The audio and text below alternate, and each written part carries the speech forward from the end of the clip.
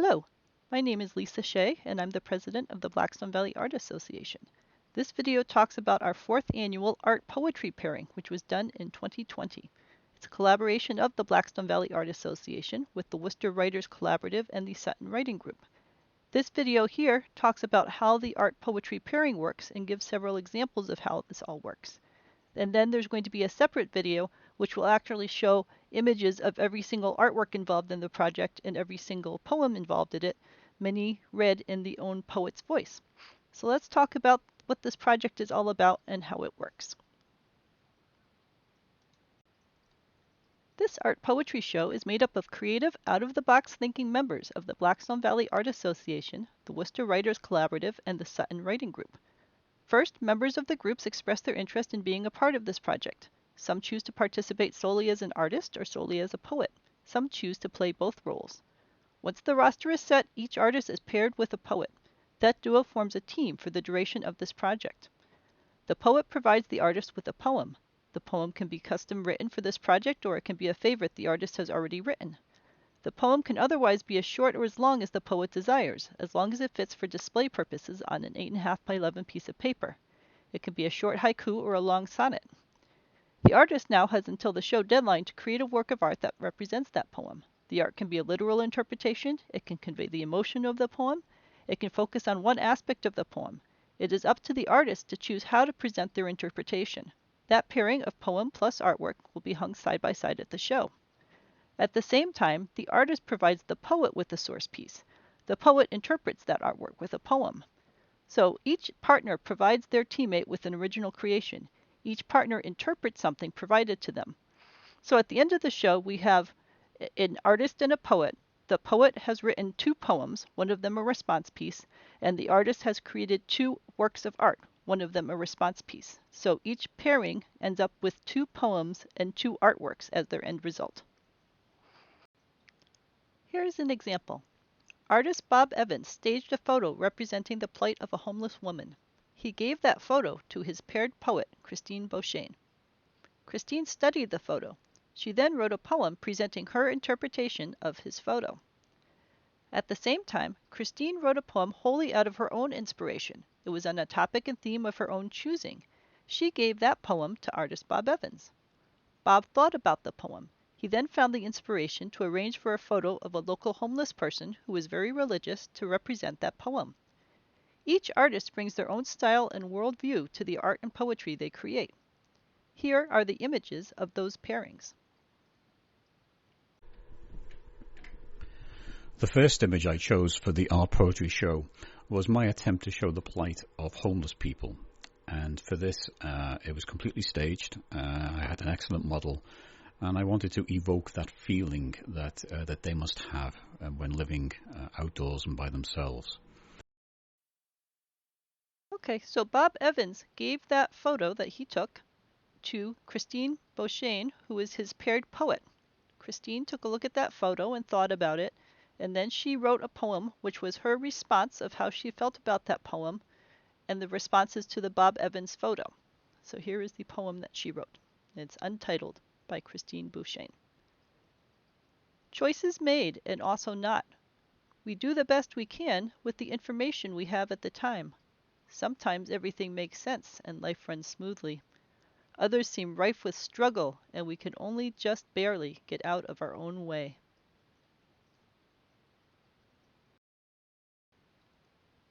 Okay, now we're at the second half of this artist-poet pairing. So this is a poem written by Christine Beauchesne for Bob Evans, but this poem is completely separate from the other pairing before. So the other pairing was about Bob making a photo and Christine interpreting it. This one here is about Christine making a poem of her own choice and then Bob interpreting it. So this poem that Christine wrote is wholly out of her own heart and doesn't have anything to do with the previous pairing that we looked at just a moment ago. So this is the poem that Christine chose to write, untitled, by Christine Beauchesne. My today is exhausted and uncertain, yet I keep pulling myself back to this moment. The past is mine only in memory. The future is mine only in hope. Return. Be exhausted and uncertain if that is where you are. Breathe. Choose love and learn the lessons which are yours alone to learn. So Christine gave that poem to Bob Evans, and then it was Bob Evans's task to try to interpret it somehow in his chosen artistic format, which is photography. The second image is just quite coincidentally on a similar theme, but from Christine's poem. She said, "Yet I keep pulling myself back to this moment. The past is mine only in memory. The future is mine only in hope. Return, be exhausted and uncertain." So there's a local homeless person in Northbridge.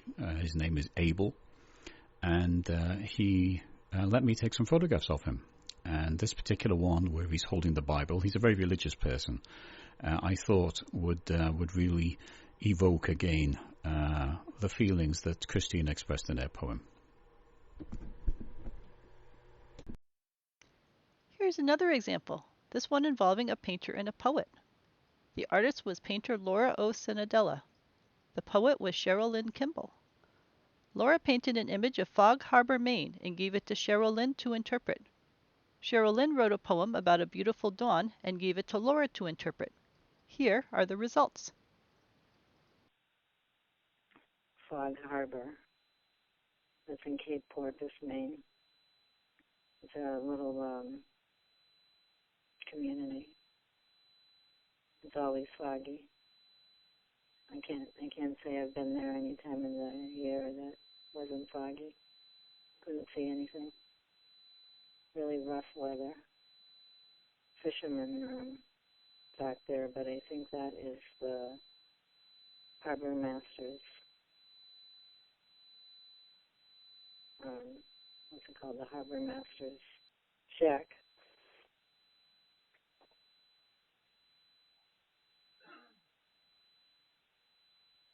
It was the harbor master's shack in Cape Porpoise,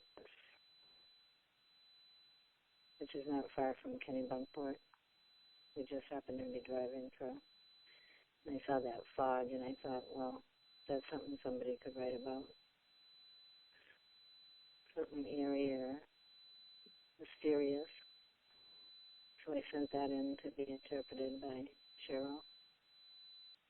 It was quite the experience. That's on masonite, so you can see a lot of texture in that. It's a real small piece of 5 by 7 masonite. You can see the texture on it, and I tried to make the texture work for me because I only had like 20 minutes to sketch it out, and then we had to move on. So I used the masonite to, I guess, help me along. And I didn't expect it to come out at all okay to frame or whatever, but it had a great feel to it, I think. So I kept it.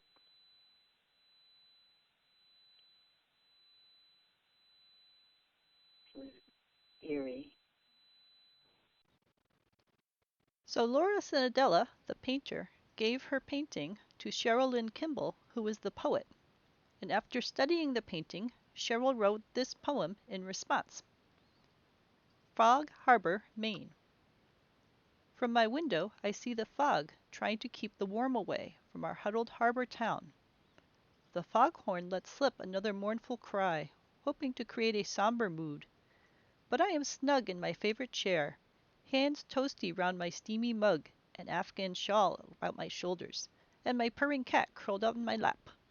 I am as content as she to fold myself into my cozy place and smile at the fog, still trying to keep the warm away. Completely separate from that previous painting-poem combination, Cheryl Lynn Kimball now wrote a fresh poem completely of her own inspiration, which she was going to give to Laura for Laura to paint a painting about. So this poem is Watercolor Sky by Cheryl Lynn Kimball. Even in the coldest of winters, dawn yet whispers her promise of a warm-hearted sun blooming from the horizon. Sapphire night melts into shades of lavender and tangerine, coral and peach. Black cutouts of naked trees pasted against a watercolor sky. So Cheryl gave this poem to Laura, and Laura, in response, painted this painting. I was excited about the watercolor sky because I had just gone to New Hampshire and Maine, and it was winter. And poetry says the coldest of winters. It felt like it. And I struggled with doing art there, but I had a really good poetry to start with. I was doing watercolors at the time, and this was a really good practice of, can I do what someone else is? I actually found photographs of mine to match it. And I just made it more of the colors, more specific: sapphire, lavender, tangerine, coral, and peach.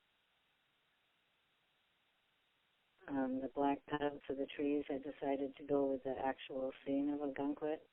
A couple of times I had toyed with, just making straight little trees, like a scissor cutout. But I decided to stay with a traditional watercolor, and my trip to a gunquit. But I was able to merge the two. I believe. I hope everyone else agrees. It's just my interpretation.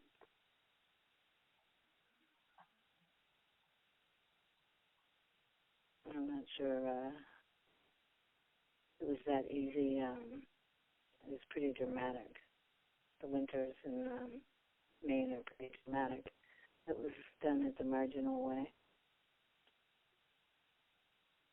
We were in a restaurant. I can't remember the name of the place. It was right there in the parking lot at the marginal way. Patty's, I think. Maybe I'll check on that. In Perkins Cove. So yeah, it all blended in together. It seemed to be a really good drama. It added coldest of winters.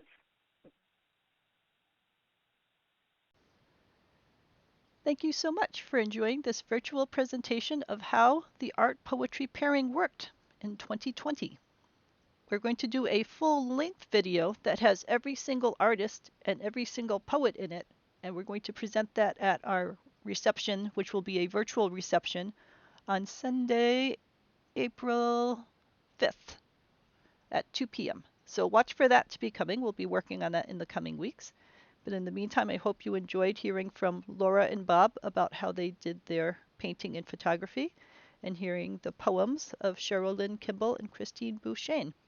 So we'll post other people's artwork and poems and photos in these different threads so that you can read them and enjoy them as we work on the main project. But in the meantime, a warm thank you to the Blackstone Valley Art Association, the Worcester Writers Collaborative, and the Sutton Writing Group for working on all of this. And we hope that you're inspired to try your own art and poetry combinations based on art or poetry that you enjoy in life. Thank you and have a great week.